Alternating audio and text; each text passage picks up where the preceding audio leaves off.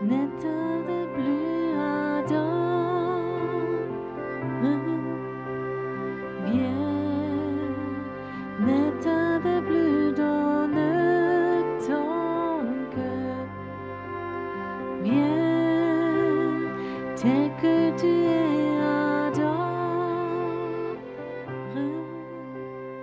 viens. Cette nuit, j'ai combattu. Il y a parfois des moments où il faut se combattre. Et à la fin du combat, Dieu disait, je vais poser un manteau prophétique très fort. Et je crois que Dieu dit ça. J'ai reçu une parole prophétique d'un morceau biblique que vous connaissez tous, sans doute. C'est l'histoire d'Abraham qui avait une promesse. Tu auras un fils. Et alors la promesse n'est pas venue. Donc la promesse est venue, mais le fils ne venait pas. Qu'est-ce qu'il a fait? Comme les humains le font souvent, ils ont aidé Dieu. Ils ont fabriqué quelque chose. Vous connaissez ça? Tu as une promesse, tu as un appel, alors on aide Dieu. Alors ça marche à moitié seulement. Et ça a marché. Il avait eu un fils, mais pas de Sarah, mais de sa servante, où Sarah avait dit elle-même, Abraham, sans doute on a mal compris, je suis trop vieille, et c'est avec elle. Et effectivement, ça a marché. Et Ismaël a suivi. Ismaël, on dit nous, c'est pas le bon.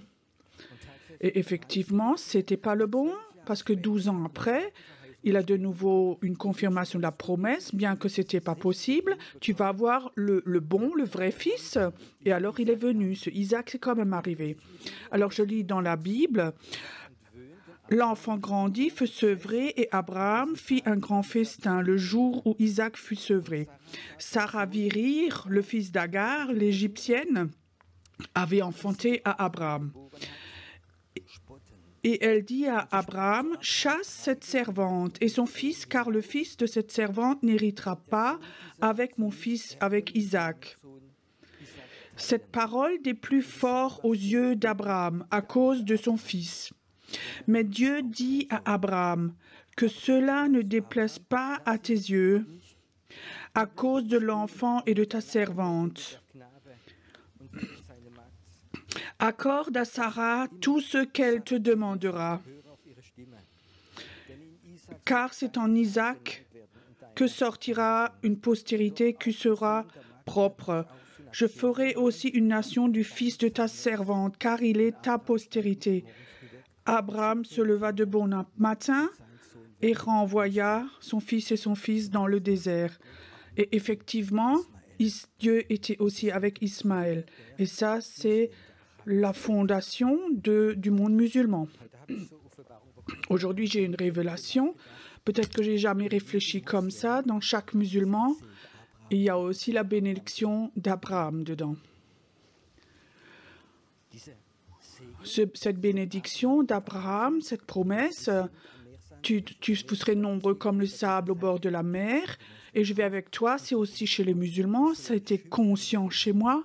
Et il ne faut pas qu'on se fâche de ces gens-là, mais parfois on peut admirer leur don de soi et leur foi de ces personnes. Et quand tu vois un musulman croyant, c'est la bénédiction d'Abraham est posée sur eux. Mais après, il y a cet enfant de la promesse, Isaac. Là, il y avait une autre promesse dessus. Pas seulement la bénédiction, mais c'était l'enfant de héritage, mais aussi de la promesse. C'était quoi cet appel, cette mission d'Isaac? Oui, l'enfant de Dieu, un Messie va venir au travers de toi. Un Messie va venir, va passer de la loi à la grâce. Celui qui est croyant dans ce Messie va être sauvé.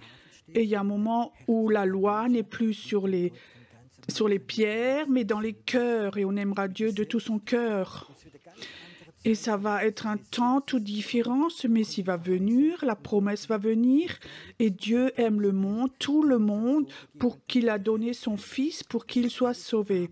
Tout ça est en Abraham, en Isaac, mais pas dans l'autre. Et alors il l'a envoyé dans le désert. Maintenant la question, Isaac n'était pas conçu dans la volonté de Dieu, c'est juste ça. Ismaël n'a pas été conçu, venu au monde dans la volonté de Dieu. Mais c'était quand même une bénédiction. Tu peux imaginer que toi, tu n'es pas dans la volonté de Dieu et que tu es quand même béni. Sans doute d'entre vous ici, je suis quelqu'un d'entre eux aujourd'hui. Je ne suis pas dans la volonté de Dieu, mais Dieu m'a béni quand même. Peut-être qu'il y a la bénédiction de tes parents, peut-être que tu es quelqu'un qui a donné ta vie à Jésus, mais tu n'as jamais vraiment suivi. Mais la bénédiction est quand même sur toi. Je connais beaucoup de ces personnes qui ne sont pas dans la volonté de Dieu, mais ils sont bénis. Quand j'étais nouveau converti, j'allais dans une église et tu sais, quand tu sors du monde et tu es tout nouveau converti, alors tu cherches en tant que chrétien, tu cherches des exemples.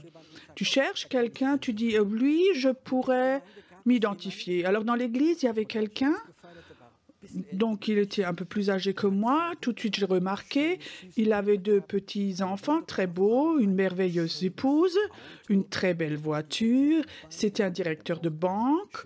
Il avait une très belle maison avec piscine. Je disais, waouh! Et chrétien en plus, un bon chrétien. Il était dans l'église et tout. Je pensais, j'aimerais bien apprendre à le connaître, celui-là. Pas à cause de son argent, mais pour moi, c'était un modèle. Alors, un dimanche, une fois, quand il était dans la rue, je suis allée chez eux. Par hasard, comme ça, j'étais à côté de lui. Et je disais, toi, tu as réussi, hein? De super enfants, belle voiture, carrière et tout. Je lui dis comme ça. Il me regardait, je le regardais dans les yeux. Il dit, oui, tout ça, j'ai réussi. Mais ce n'est pas mon appel. Dieu m'a appelé à faire un ministère et je ne l'ai pas fait. Je le regardais dans les yeux et il y avait de la tristesse qui était là. Une vraie tristesse.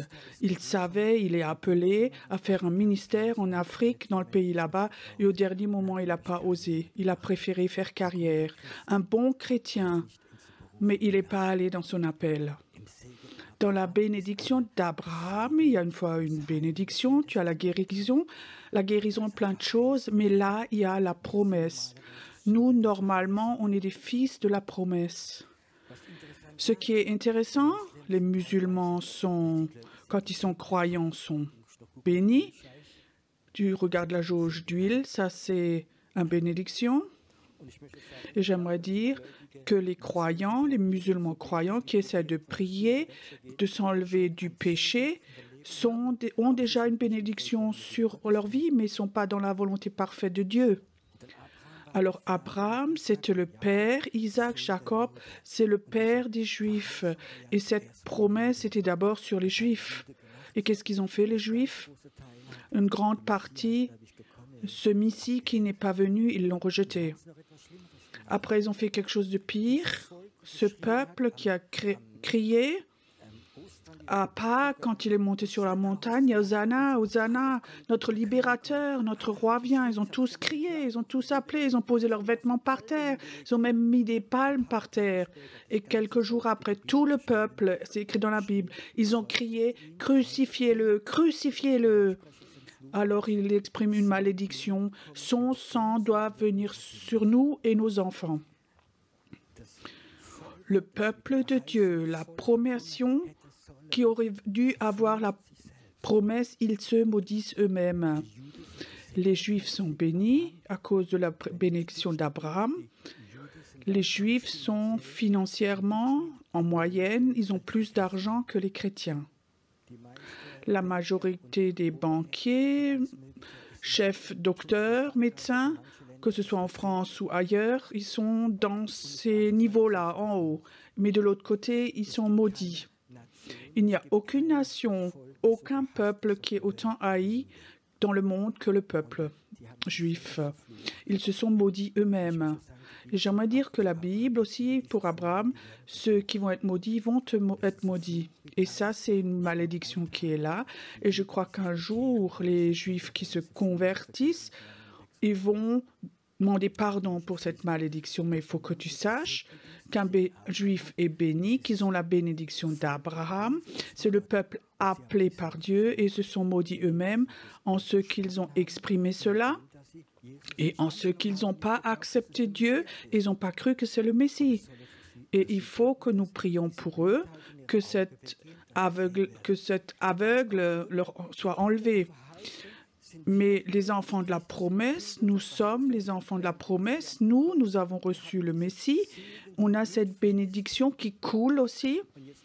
Et maintenant, j'aimerais parler de ces promesses. Ces promesses, c'est nous sommes héritiers, nous sommes enfants de Dieu, nous sommes bénis et beaucoup de choses. Mais qu'est-ce qui est encore une promesse? Une promesse, c'est aussi un appel. Une promesse signifie j'ai une promesse pour toi. Les premiers jours, le matin, dans la prière, je demandais qui d'entre vous croit que vous avez dans l'esprit un pays, chacun d'entre vous.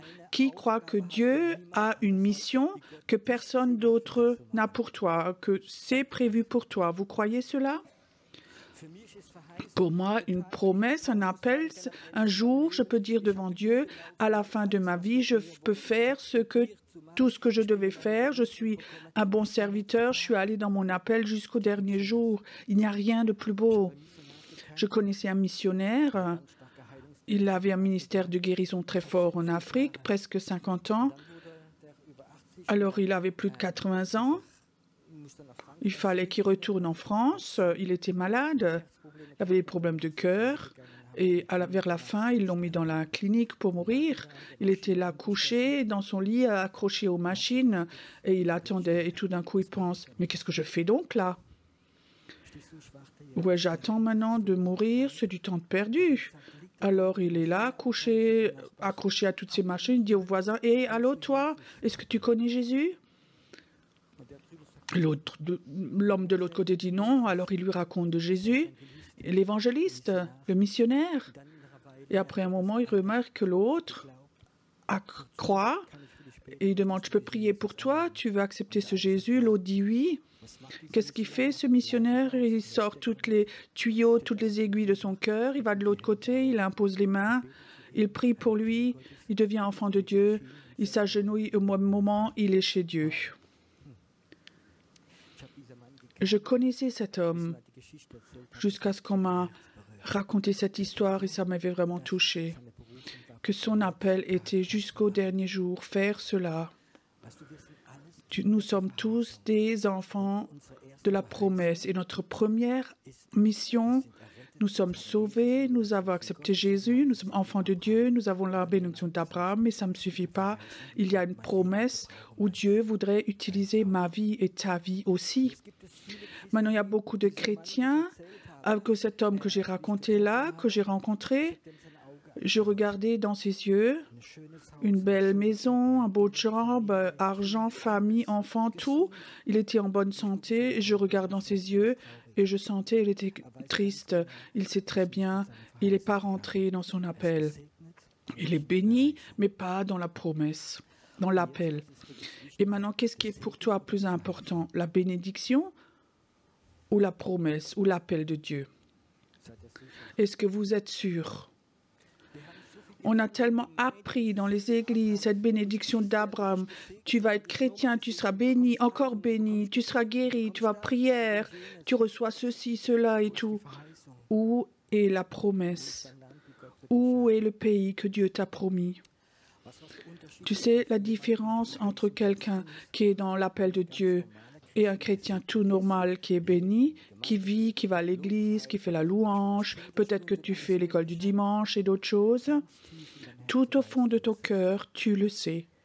Tout au fond de ton cœur, tu sais si tu marches dans le plan de Dieu, dans les promesses de Dieu pour toi, que tu es au bon endroit, au bon moment, que tu fais le bon ministère, tu le sais au fond de toi. Et si tu n'es pas là-dedans, alors tu le sais aussi.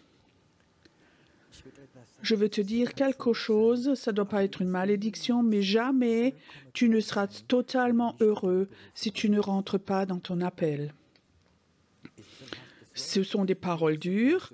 Il y a des gens peut-être qui sont satisfaits, ils sont sauvés, ils ont une belle famille, une belle église, tu as un bon groupe de maison, deux amis merveilleux, tout le monde est heureux, mais tout au fond de ton cœur, tu demanderais, Seigneur, est-ce que je suis dans ta volonté parfaite? Est-ce que je suis un enfant de la promesse qui va dans la promesse, dans l'appel?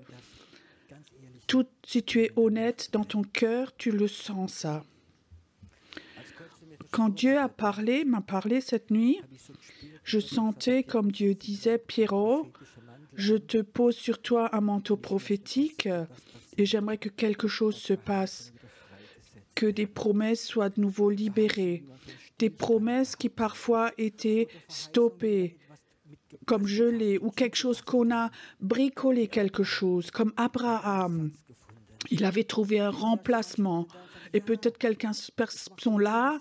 Oui, mais je vais donc à l'église, je suis fidèle, je fais donc quelque chose, je chante même dans la louange. Mais tout au fond de ton cœur, tu sais très bien, Dieu a prévu autre chose pour toi. Et si tu ne trouves pas cela, tu ne seras jamais 100% heureux. Tu es béni, enfant de Dieu, sauvé, mais tu ne seras jamais 100% heureux. Dans mon cœur, il n'y a rien de plus beau quand je peux aider les personnes par une parole prophétique, comme un morceau de puzzle pour ton appel, pour ce que Dieu a prévu pour ta vie. Un prophète libère pas ton appel, mais il peut te donner un morceau de puzzle pour ce plan. Il y aura toujours quelque part une insatisfaction quand tu n'es pas rentré dans ton appel. Tu n'es pas dans la promesse de Dieu, elle ne s'est pas réalisée complètement dans ta vie. Tu es sauvé, enfant de Dieu, mais quelque chose en toi manque encore. Ce soir, j'aimerais être honnête avec vous, c'est OK? Qui connaît ce sentiment? Oui, je suis chrétien, mais quelque chose manque, je ne suis pas encore dans mon appel. Levez voir vos mains. Vous avez vu, peut-être 80% des mains sont levées.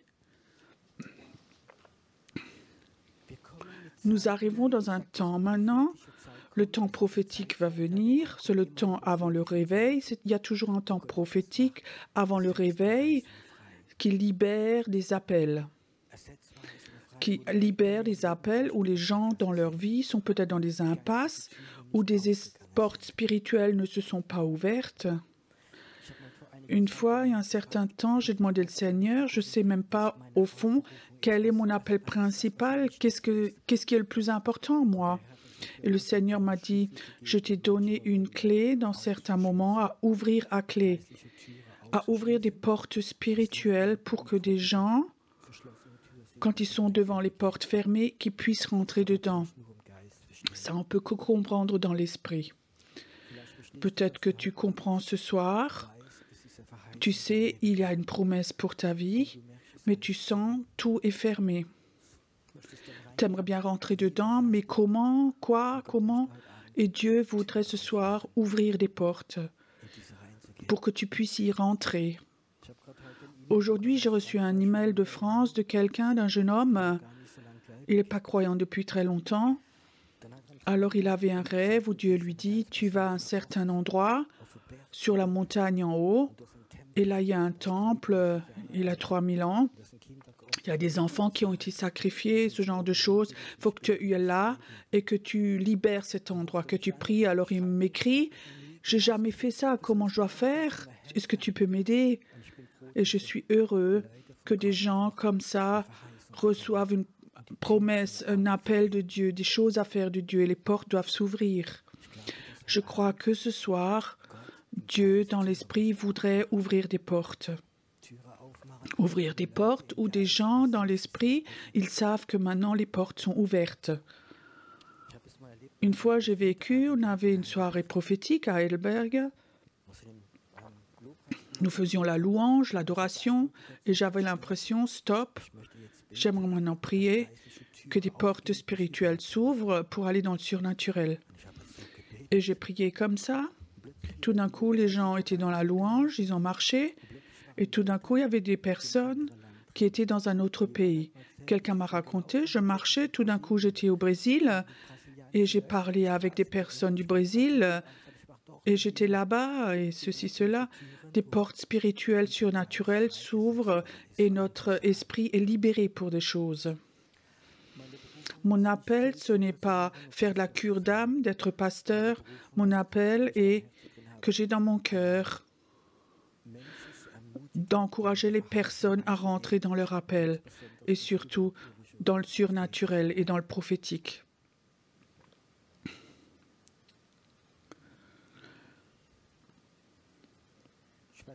Je ne sais pas si vous sentez, mais il y a des anges maintenant qui sont en train de venir dans la salle.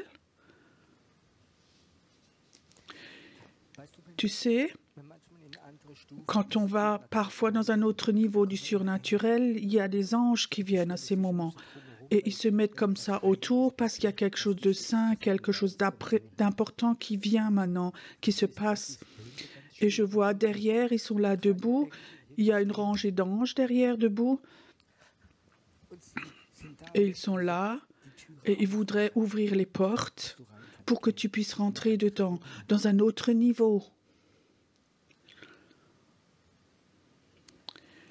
Père, je te remercie que ce soir ici, que des portes vont s'ouvrir et des personnes qui ne sont jamais rentrées dans leur appel, que ce soir, des gens passent ces portes-là et qu'ils puissent se voir dans leur appel, qu'ils ont des confirmations. Merci Seigneur que ce soir, ici, dans cette salle, que l'esprit de ces personnes soit libéré, ou des personnes ont été maudites. Il y a quelqu'un qui est là, de ton leader spirituel, tu as été maudit dans ce qu'il a dit. Garde les pieds sur terre. Ça, c'est pas ton niveau. Mets ta vie en ordre. Et cette malédiction, comme ça, t'a mis sur terre. Mais Dieu voudrait que tu ailles dans le prophétique. Où ce leader spirituel avait mis un tampon sur toi, rebelle et orgueilleux. Dieu dit, j'aimerais tout de même ouvrir cette porte et cette malédiction doit être brisée. Toi, tu dois aller dans le surnaturel. Ce soir, ici, à la mer morte, en Israël, maintenant, c'est le moment où les promesses de Dieu vont être libérées, où elles vont être libérées, où des chrétiens sont là, où dans leur vie, quand ils s'étaient nouveaux convertis, ils ont eu des promesses, ils étaient comme Abraham, ils savaient, ça va venir, mais ça n'est pas venu. Et on n'avait pas de patience. Il y a quelqu'un qui est là, tu n'avais pas de patience, ton mari promis n'est pas venu, tu as pris un autre, il est aussi croyant, lui. Et maintenant, tu es enfermé avec ça. Et maintenant, tu transportes avec toi un Ismaël. Certains ont commencé un job, une carrière, ils sont bénis, mais c'est un Ismaël, ce n'est pas l'Isaac. C'était difficile pour Abraham. C'était difficile de renvoyer Ismaël dans le désert, de se séparer de lui. Parfois, il y a un pas de te séparer de quelque chose et d'envoyer ça dans le désert. J'arrête mon job, ma carrière, peut-être mon église qui m'enferme tellement. J'arrête ceci. Ou ces plans que j'ai de construire ou acheter une maison ou de faire ce business, j'enlève Ismaël, je l'envoie dans le désert et je sais, le bon va venir, le bon va venir. Personne ne peut te le dire, il faut que tu le saches, que tu le fasses tout seul. Dieu a dit à Abraham écoute ce que Sarah dit. Et j'aimerais ce soir dire, écoute ce que le Saint-Esprit te dit.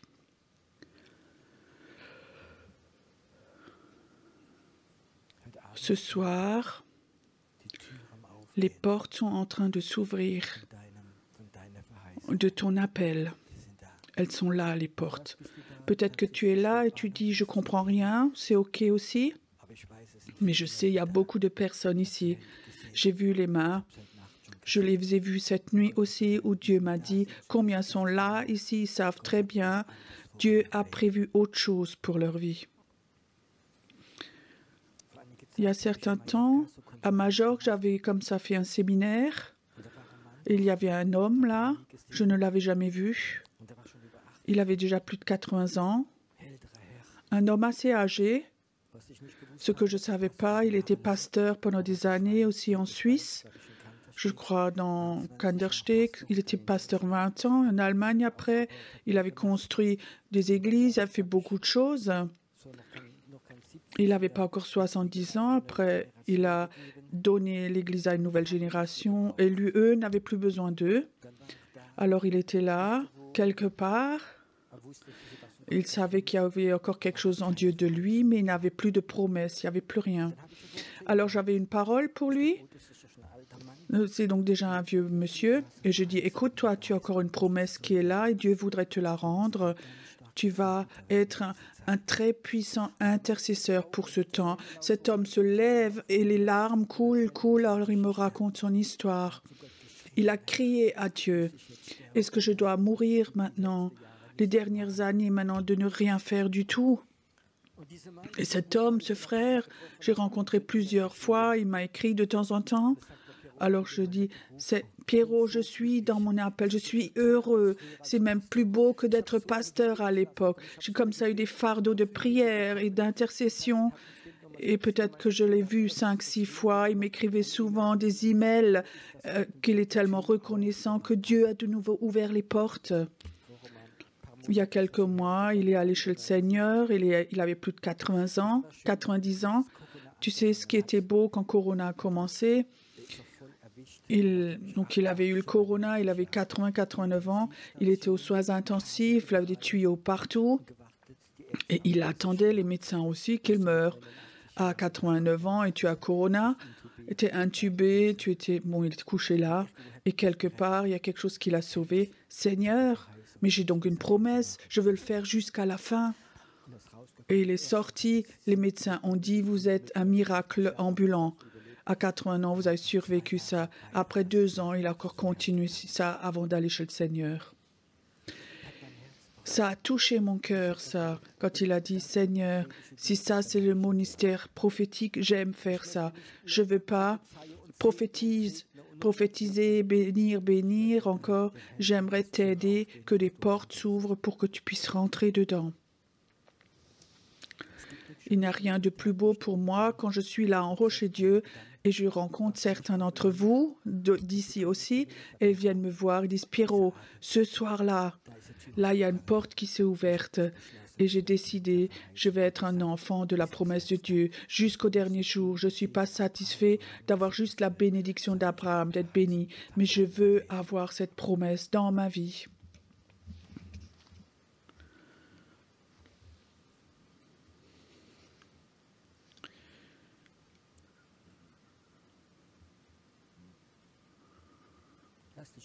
Laisse-toi être touché maintenant par le Seigneur. Je sens comme il y a des anges qui sont dans la salle et certains sont touchés par les anges maintenant. Il y a quelqu'un qui est là. Tu as un problème de cœur et tes jours sont comptés. Mais je vois un ange qui est à côté de toi. Et si tu passes cette porte dans ton nouvel appel, ton guéri va être guéri et tu ne vas mourir pas un jour trop tôt que ce que Dieu a prévu pour toi.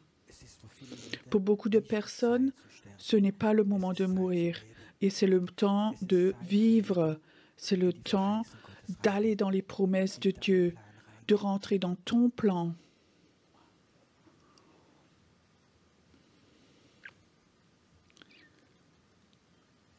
C'est beau de voir quand la main de Dieu vient et se pose sur les personnes. C'est comme si le Seigneur était lui-même là, présent, et il te regarde. Mes élus sont là, assis là, et ce soir, certains vont vivre quelque chose dans leur vie. Ils vont prendre la décision. J'aimerais être un enfant de la promesse. La bénédiction m'est moins importante, mais les promesses de Dieu pour ma vie doivent être libérées. J'ai encore dit une fois, je dis cette semaine, il n'y a pour moi rien de pire. J'étais pasteur pendant 30 ans, d'enterrer les personnes avec le rappel. C'est comme s'ils mouraient 2 fois. Ce soir, on n'est pas à des enterrements. Si, on va enterrer quelque chose, ton Ismaël. Beaucoup d'entre vous, ils ont fabriqué un Ismaël, un appel. Ils ont fabriqué des choses. Il y a des gens qui forcent pour avoir un ministère. Et je sens qu'il y a des Ismaël qui sont là. Tu rentres dans ton appel, pas en élevant les coudes, mais dans ce que Dieu ouvre des portes surnaturelles. Est-ce que tu as le soif de cela? De dire, Seigneur, j'aimerais les promesses de Dieu pour ma vie. J'aimerais être un enfant de la promesse. Je suis un double enfant de la promesse. Mes parents étaient très croyants. Ils ont reçu un enfant. Et après 7 ans, plus. Malgré qu'ils souhaitaient vraiment un enfant encore. Et 7 ans, ils ont prié pour moi. Et beaucoup d'autres personnes aussi. Je suis un enfant de la promesse et je suis un enfant du réveil aussi. Je vais encore vous raconter ça cette semaine. Mais j'aimerais rester sur ça maintenant. Père, je te remercie maintenant que des portes s'ouvrent ce soir. Et que ce soir, des personnes envoient leur Ismaël dans le désert. Des plans que tu aimais tellement, de les envoyer dans le désert. Et Seigneur, Dieu va peut-être même ce que tu as commencé bénir, ou la personne que tu as emmenée au Seigneur, elle va la bénir. À Heidelberg, il y avait une pasteur. Elle était formée de la mission Luzern en tant que missionnaire. Quand elle avait 23 ans, il y avait un jeune prédicateur qui était amoureux d'elle, il voulait se marier et Dieu a dit, ton appel, c'est soit ton appel, soit te marier, avoir des enfants. Et elle a décidé, j'aimerais aller dans mon appel. Alors elle a dit à cet homme, écoute, je t'aime, tu es un super homme de Dieu, mais ce n'est pas mon appel. Et elle a coupé. Et pendant 50 ans, elle a servi Dieu, avait ramené beaucoup de personnes à Dieu. Mais il fallait qu'elle envoie quelqu'un dans le désert. Je ne sais pas pourquoi je raconte ça, mais Dieu le sait, ce que ça signifie, d'envoyer quelqu'un ou quelque chose dans le désert. J'aimerais que Dieu te parle maintenant. Est-ce qu'il y a dans ta vie comme ça un Ismaël? Ou tu sais depuis longtemps, il faut que tu te coupes de ces choses-là, que tu coupes d'un club, de relations, c'est pas faux, mais Dieu dit c'est un Ismaël. Et il est temps que tu reçoives ce Isaac et que tu rentres dedans. Ce soir, j'aimerais faire autrement que d'habitude. Ce soir, j'ai 2 ou 3 teams devant qui peuvent servir prophétiquement, qui vont être là. Et si des personnes sont là, moi je suis un de ceux, j'ai levé ma main, je sais que je ne suis pas dedans. J'aimerais que ces personnes te servent, qui reçoivent une parole, pas une longue discussion, une parole. Une parole qui est comme une pièce de puzzle de ce que Dieu voudrait faire de toi. Et ce soir, je sais que les pièces de puzzle vont être distribuées. Ne viens pas devant si tu es malade, si tu as des besoins. Ce soir, ça ne nous intéresse pas. Demain, après-demain, il y a encore Maria et avec plein d'amour, va continuer à prier pour les gens. Mais ce soir, j'ai sur le cœur, au nom de Jésus, de libérer des pièces de puzzle. Tu es au piano, toi? Et toi, tu es avec guitare. Toi, tu es avec Christine. Tu te prends aussi quelqu'un que tu connais. Nous avons plusieurs teams là devant. Nous allons avoir un temps d'adoration encore. Et pendant ce temps d'adoration, si tu sens que tu as ce oui et que tu as renvoyé ton Ismaël, alors viens devant et qu'on te serve prophétiquement. Un morceau de puzzle. Ne raconte pas ta vie, mais reçois. Reçois. Merci Seigneur que ce soir, que les enfants de la promesse se réveillent, pas seulement ici, mais aussi les milliers de personnes qui les prochains jours vont écouter sur YouTube, aussi chez toi, à la maison. Si tu rentres, des anges doivent venir. Tu dois sentir la présence de Dieu chez toi, à la maison. Ça doit te toucher. Et ce soir, les promesses doivent être libérées si tu les entends maintenant. Au nom de Jésus, adorons encore le Seigneur ensemble. Et vous pouvez, ceux qui veulent venir devant, venez à l'avant. Kom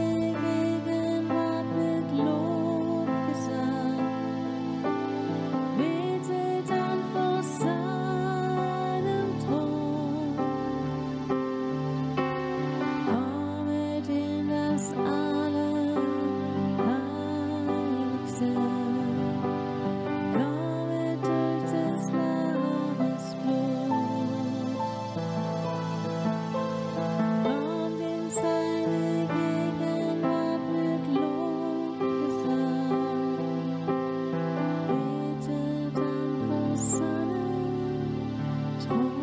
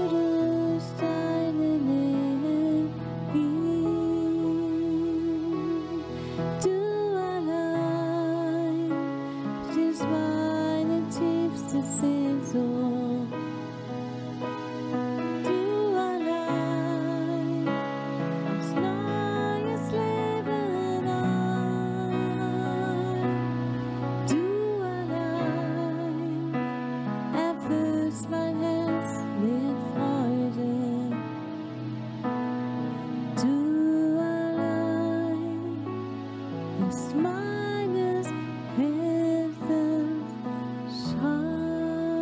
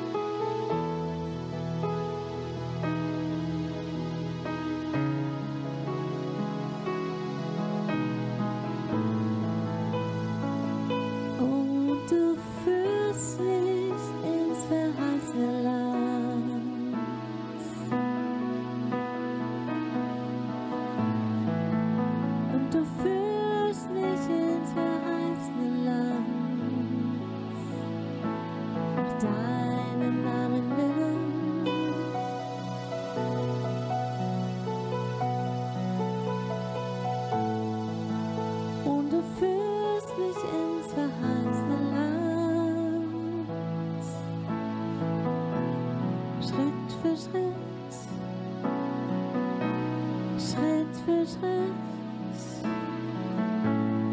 und du führst mich ins verheißene Land. Nach deinem Namen willen,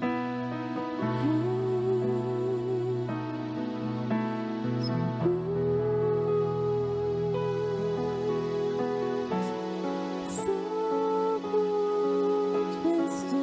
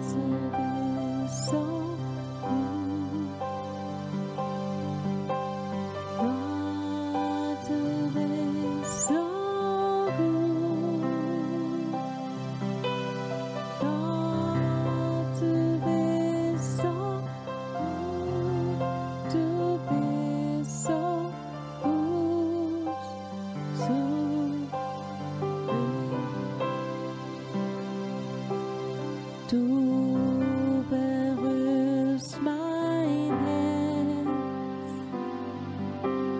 du berührst mein Herz,